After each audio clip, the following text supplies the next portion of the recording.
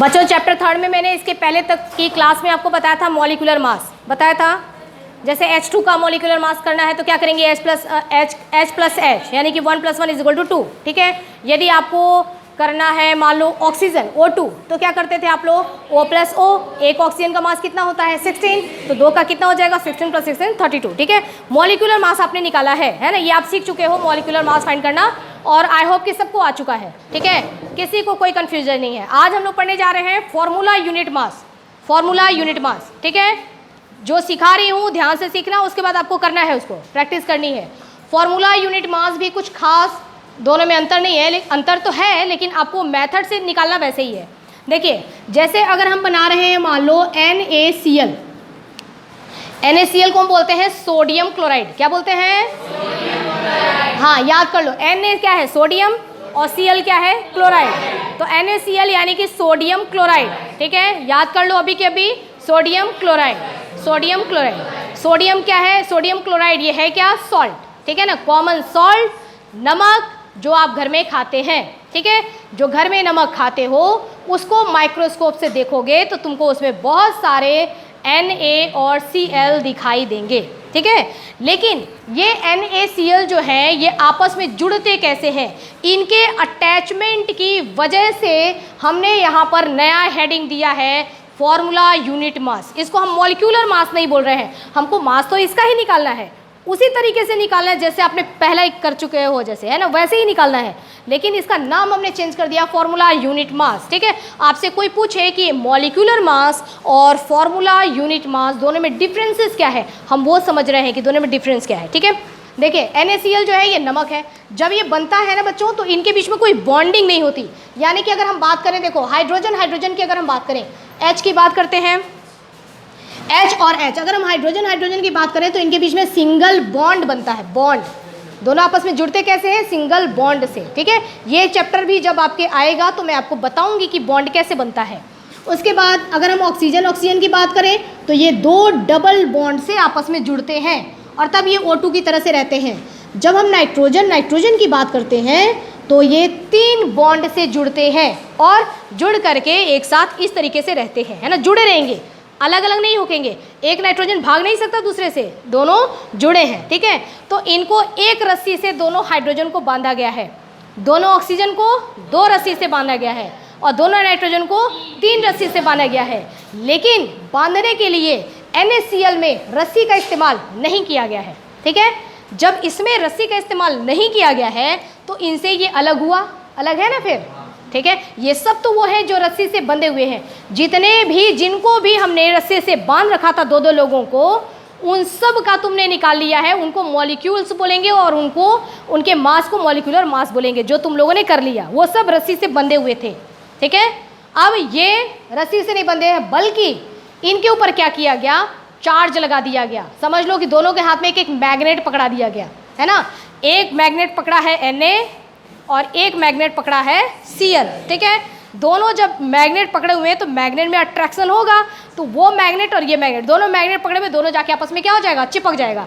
Rail के डिब्बे आपस में कैसे जुड़े होते हैं, रस्सी से जुड़े होते हैं क्या, नहीं, रस्सी से जुड़े होते हैं नहीं, देखा है आपने, देखा है, रस्सी से नहीं जुड़े होते हैं वो, उनमें भी बहुत ही पावरफुल मैग्नेटिक फोर्स लगा होता है। आपने देखा अगर होगा तो, जुड़ते निकलते देखा होगा तो। अगर इस स्टेशन पे गाड़ी आ जाती है ना तो कभी कभी उसका इंजन निकलता है, जाता है, कुछ काम वाम करके आएगा, दूसरा इंजन या आके इसमें अटैच होगा, जुड़ते हैं ना तो ऐसे गोल गोल बड़े बड़े चक्के होते हैं, मतलब मैग्नेट के, ऐसे आकर के ऐसे आपस में चिपक जाते हैं, दोनों ऐसे चिपक जाएंगे, ठीक है। और फिर होल्ड भी किया जाता है लेकिन चिपके भी होते हैं। तो यहाँ उसी तरीके से Na के पास भी एक मैग्नेट और Cl के पास भी एक मैग्नेट। कोई आया है क्या ऑफिस में, फिर अभी क्या तो आ रही हूँ, क्लास ओवर हो जाएगा तब आऊँगी। तो दोनों पे क्या है जो है अट्रैक्शन होता है, लेकिन दोनों के पास अपोजिट होता है। देखो Na जो होता है ना, Na के ऊपर होता है 1+ चार्ज, ठीक है, 1+ चार्ज। Cl के ऊपर होता है 1- चार्ज। ये जो प्लस माइनस है वही इनका मैग्नेट है, ठीक है। मैग्नेट में भी तुम देखोगे अट्रैक्शन कहीं कहीं होता है और कहीं कहीं अट्रैक्शन नहीं होता है ना। जब आपने मैग्नेट का नॉर्थ पोल ले लिया है और साउथ पोल ले लिया है, वो तो पावरफुल आकर के चिपक जाएंगे, लेकिन नॉर्थ ये भी ले लो और ये भी नॉर्थ ले लो, दोनों सेम सेम ले लो, तो चिपकेंगे नहीं, बल्कि तुम उसको कभी अट्रैक्ट कर ही नहीं सकते। दोनों को पास लाओगे तो दूर भागेंगे, कितना भी तुम कोशिश करोगे ना, वो चिपकेंगे नहीं, दूर भागेंगे। तो ध्यान रखना कि हम लोग भी यहाँ पर अपोजिट ले रहे हैं, सेम सेम नहीं ले रहे हैं, अपोजिट ले रहे हैं। एक अपोजिट होता है, एक प्लस होता है और एक माइनस होता है, दोनों आपस में क्या होता है, अट्रैक्ट होकर के एक साथ जुड़ जाता है, चिपक जाता है ना। अट्रैक्शन फोर्स काम किया, दोनों आपस में आकर के चिपक गया। ठीक है, इतना ही हुआ है इसमें। ठीक है, इनमें प्लस माइनस चार्ज की वजह से अट्रैक्शन काम किया है, अट्रैक्शन फोर्स, और आपस में आकर के चिपक गए हैं। और ये रस्सी से बंधे हुए हैं, रस्सी का नाम क्या है, बॉन्ड। क्या बोलेंगे उसको, बॉन्ड। इसको बोलेंगे एक रस्सी सिंगल बॉन्ड, दो रस्सी डबल बॉन्ड, तीन रस्सी ट्रिपल बॉन्ड। ठीक है, तो ये रस्सी से बंधे हुए हैं, यानी कि बॉन्ड से बंधे हुए हैं, जबकि इनमें अट्रैक्शन फोर्स से बंधे हुए हैं। ये इसको अट्रैक्ट कर रहा है, ये इसको अट्रैक्ट कर रहा है, इस तरीके से आपस में जुड़े हुए हैं। डन।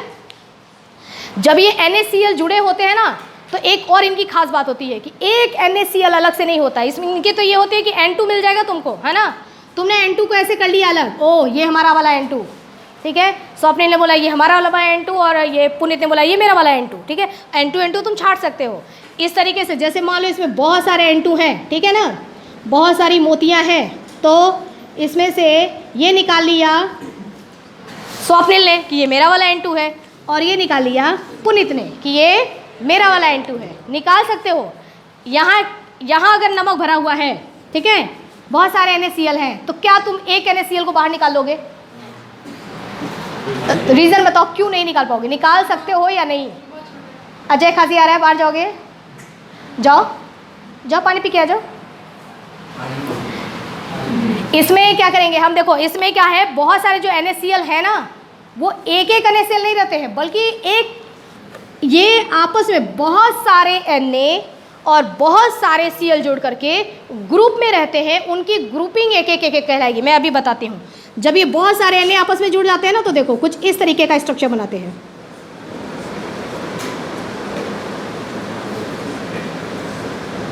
ये देखो क्या बन गया, क्यूब, है ना। एक बॉक्स बन गया पूरा, जो पहले आता था चौक वाला बॉक्स, है ना, वो बन गया।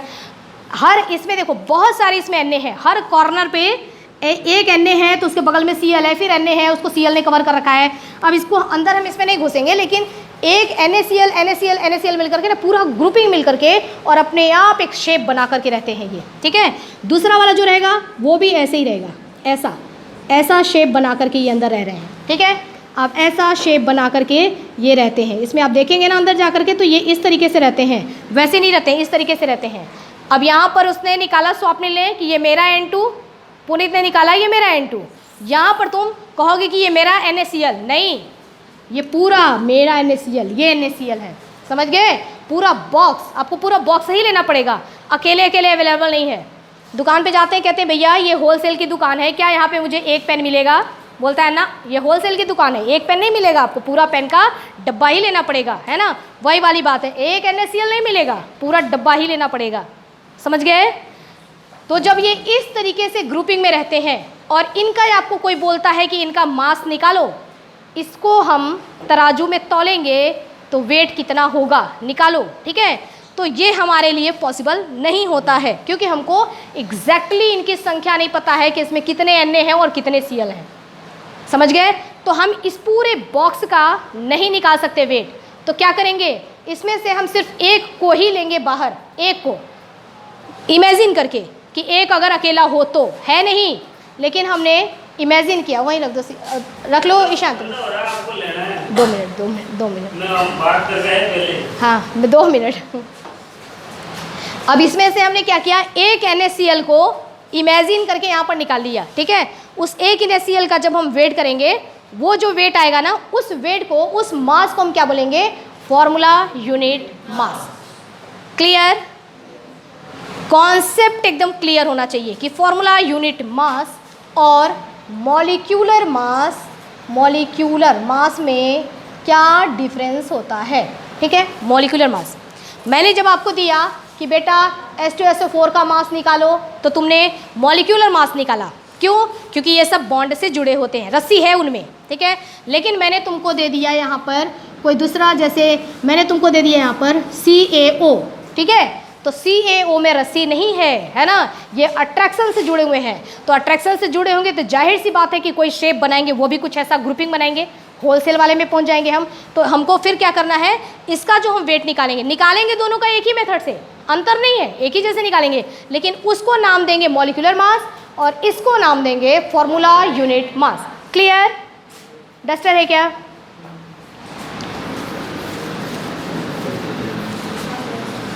क्लास में डस्टर होना चाहिए।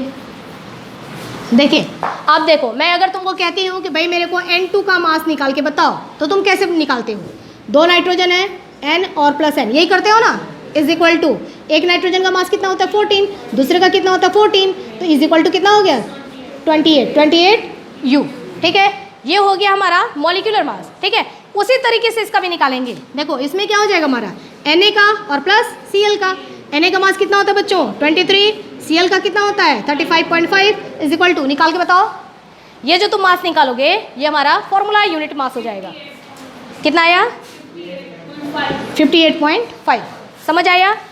तो निकाला हमने उसी मेथड से, कोई अंतर नहीं निकालेगा, बस नाम बदल देंगे।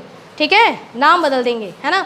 एक तुम जनरल से दुकान से जाकर के पेन लेके आओगे तो बोलोगे कि यहाँ से पेन लिया था, और कोई दूसरा बच्चा जाके होलसेल से लेके आएगा तो पेन ही लाया है, लाया तो पेन ही है, बोलेगा मैं होलसेल वाली दुकान से लेके आया था, वही वाली बात हो गई। ठीक है, सिर्फ नाम बदला है, लाए तो दोनों पेन ही है।